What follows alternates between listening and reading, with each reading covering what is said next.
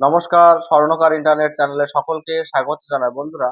আজকে আমরা WB, SSC, group C এবং গ্রুপ ডি এর লেটেস্ট আপডেট নিয়ে আলোচনা করতে চলেছি। লেটেস্ট আপডেট যেমন স্কোর কার্ড কবে নাগাদ জারি হতে পারে, রেজাল্ট কবে নাগাদ জারি হতে পারে, সামনের যে প্রসেসগুলো রয়েছে সেই প্রসেসগুলো কবে সম্পূর্ণ হতে পারে ইত্যাদি সমস্ত কিছু খুঁটিনাটি তথ্য জানবার চেষ্টা করবো এই ভিডিওর মাধ্যমে। তাই সকলকে অনুরোধ করব ভিডিওটি স্কিপ না করে সম্পূর্ণ দেখবার জন্য। কারণ যে সমস্ত ক্যান্ডিডেটরা গ্রুপ সি এবং গ্রুপ ডি পরীক্ষা দিয়েছো এবং অপেক্ষায় রয়েছো যে তাদের নিয়োগটা হয়তো সম্পূর্ণ হবে কিংবা নিয়োগের প্রসেসটা খুব তাড়াতাড়ি শুরু হবে, তাদের উদ্দেশ্যে একটাই বক্তব্য। অন্তর্বর্তীকালীন যে একটা তথ্য উঠে আসছে আমরা স্কুল সার্ভিস কমিশনের কাছ থেকে পাচ্ছি, যে নতুন সরকার এটা চাইছে যে এটা স্থগিত রাখতে আপাতত। কারণ তোমরা নিশ্চয় জানো আগামীকাল অর্থাৎ শনিবার কিন্তু নতুন সরকারের শপথ গ্রহণ অনুষ্ঠান অনুষ্ঠিত হইবে কলকাতা ব্রিগেড গ্রাউন্ডে। এবং তারপরে কিন্তু যখন মুখ্যমন্ত্রী অন্যান্য সমস্ত মুখ্যমন্ত্রী এই সমস্ত প্রসেস কমপ্লিট হতে মোটামুটি ১ মাস সময় কিন্তু লেগে যাবে। এই ১ মাস সময়ে সবকিছু কিন্তু সমস্যার সমাধান হওয়ার নয়। বিশেষ করে আগেকার সরকারের যে রিক্রুটমেন্ট বিষয়গুলি রয়েছে সেইগুলো। নতুন যে সরকার যে নিয়োগ মানে নতুন করে যে সরকার যে গঠন হতে চলেছে সেই সরকারের বিভিন্ন যে নেতা মন্ত্রীদের কাছ থেকে তথ্য পাওয়া অনুসারে এটা বোঝা যাচ্ছে যে গ্রুপ সি গ্রুপ ডি যে নিয়োগ প্রক্রিয়া এটা কিন্তু আপাতত স্থগিত থাকবে। কারণ হচ্ছে যে গ্রুপ সি এবং গ্রুপ ডিতে কিন্তু প্রচুর পরিমাণে দুর্নীতি হয়েছে। সবথেকে গ্রুপ সি এবং গ্রুপ ডিতে কিন্তু প্রচুর পরিমাণে টাকা দিয়ে সরাসরি জয়েনিং ইত্যাদি বিভিন্ন কিছু কিন্তু সম্পূর্ণ হয়েছে গ্রুপ সি এবং গ্রুপ ডিতে। এই জন্য সরকার চাইছে এইটাকে পুনরায় আবার রিভিউ করে স্বচ্ছভাবে নিয়োগটা সম্পূর্ণ করবার জন্য। কারণ আমরা জানি গ্রুপ সি এবং গ্রুপ ডিতে কিছু কারাপ্টেড যে টিচার ছিল। আমরা জানি ডব্লিউবিএসএসসির মাধ্যমে কয়েক হাজার যে কারাপ্টেড যে নন টিচিং পোস্টের রিক্রুটমেন্ট হওয়া এমপ্লয়ীদের লিস্ট দিয়েছিল, তা সত্ত্বেও কিন্তু তারা অনেকেই পরীক্ষায় বসেছে এবং এটাও শোনা যাচ্ছে তারা কিন্তু তলে তলে প্যানেলও নাম পেয়ে যাবে, নাম চলে আসবে তাদের। এটা কিন্তু আগের সরকারের প্ল্যান ছিল এবং সেই জন্য তারা কিন্তু একটা প্রচুর পরিমাণে জটলা সৃষ্টি করে রেখেছে ওই নিয়োগ প্রক্রিয়ার ভিতরে।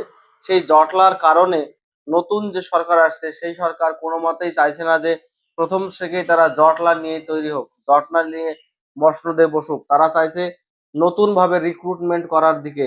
কারণ এসএলএসটির মাধ্যমে 11, 12, 9, 10 এর যে নতুন রিক্রুটমেন্ট তারা কিন্তু ফর্ম বের করতে চলেছে।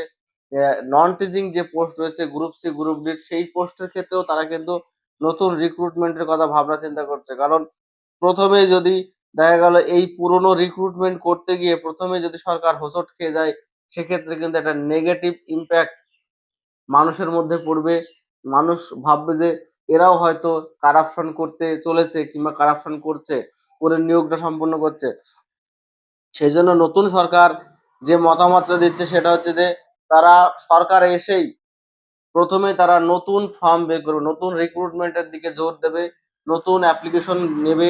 নতুন অ্যাপ্লিকেশন নেওয়ার পরে সেটা প্রসেসিং শুরু হবে। তারপরে কিন্তু পুরনো যে প্রসেসিং গুলো রয়েছে 9, 10, 11, 12 এবং নন টিচিং গ্রুপ সি এবং গ্রুপ ডি পোস্ট, এইগুলা কিন্তু তারা হাতে নিয়ে আস্তে আস্তে আস্তে কাজ করবে। তারা কিন্তু তাড়াহুড়ো কোনোভাবেই করবে না। কারণ এই সরকারে নতুন সরকারে কিন্তু কোনো রকম দায়বদ্ধ নেই। আমরা জানি সুপ্রিম কোর্ট থেকে একটা নির্দেশ দিয়েছিল যে আগস্ট মাসের 31শে আগস্টের মধ্যে কিন্তু সমস্ত কাজ সম্পূর্ণ করতে হবে। 9, 10, 11, 12 এবং নন টিচিং যে পোস্ট রয়েছে সমস্ত নিয়োগ প্রসেস কমপ্লিট করতে হবে। কিন্তু সেটা কিন্তু আগের সরকারের ক্ষেত্রে প্রযোজ্য ছিল। নতুন সরকারে কিন্তু কোনো রকম দায়বদ্ধ নেই। নতুন সরকারের কোনো রকম দায়বদ্ধ নেই। সেজন্য নতুন সরকার চাইছে যে কোনোভাবেই কালিমা লিপ্ত যেন না হয় মানুষের কাছে। একটা স্বচ্ছ ভাবমূর্তি নিয়ে তারা কিন্তু নতুন সরকার গঠন করতে চলেছে। সেজন্য আপাতত কিন্তু গ্রুপ সি গ্রুপ ডি যে নন টিচিং পোস্ট রয়েছে সেই নন টিচিং পোস্টের প্রসেসিংটা সামনের রেজাল্ট স্কোর কার্ড ইত্যাদি এসবগুলো কিন্তু আপাতত সীমিত রয়েছে, স্থগিত রয়েছে। স্থগিত থাকার কারণ হচ্ছে তোমরা নিশ্চয়ই জানো নতুন সরকার যেহেতু এসছে, নতুন সরকার অনেক প্রসেস থাকে, অনেক কিছু সিস্টেম থাকে, সেই সিস্টেম পার করেই কিন্তু তারা তাদের কাজ শুরু করতে পারে। সেই জন্য দীর্ঘ 15 বছরে যে বিষয়গুলো রয়েছে সেই বিষয়গুলোকে রিমুভ করতে হবে, রিমুভ করে নতুন করে আবার সবকিছু সিস্টেমে নিয়ে আসতে হবে। এটা কিন্তু একটা লেন্দি প্রসেস। সেই লেন্দি প্রসেস সম্পূর্ণ না হওয়া পর্যন্ত, এছাড়া তুমি জানো যে বিভিন্ন জায়গাতে যে খবর শোনা যাচ্ছে যে বিভিন্ন অফিসের ফাইল কিন্তু অটোমেটিক চুরি হয়ে যাচ্ছে, হারিয়ে যাচ্ছে।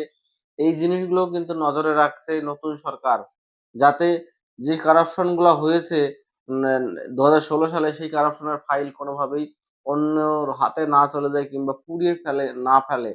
এই জিনিসগুলো কিন্তু নজরে রাখছে। সেই জন্য তারা নতুন করে একদম সিস্টেম ওয়াইজ পুঙ্খানুপুঙ্খানুভাবে দেখে আস্তে আস্তে কিন্তু রিক্রুটমেন্ট প্রসেসটা কমপ্লিট করবে। এই প্রসেসটা হতে কিন্তু একটু টাইম লাগবে। দেখা গেল টোটাল 26 সালও লেগে যেতে পারে, 27 সালের মাঝামাঝি সময়ে চলে আসতে পারে। বলা যাচ্ছে না কিছুই। কিন্তু যারা আদৌ ভালো পরীক্ষা দিয়েছো তাদেরকে বলবো ঠান্ডা মাথায় বসতে, ঠান্ডা মাথায় অপেক্ষা করতে, কোনোভাবেই যেন ঘাবড়ানো না হয়। রিক্রুটমেন্ট প্রসেসটা সম্পূর্ণ হবে, একটু লেন্দি প্রসেস হবে, একটু সময় লাগবে, নতুন করে আবার ঝাড়াই বাছাই হবে, কিন্তু আদতে যারা ভালো রেজাল্ট করেছো তারাই দিন শেষে চাকরি পাবে। বোঝা গেল? এই ছিল group C group D related একটা আপডেট তোমাদের সামনে আমরা আলোচনা করলাম।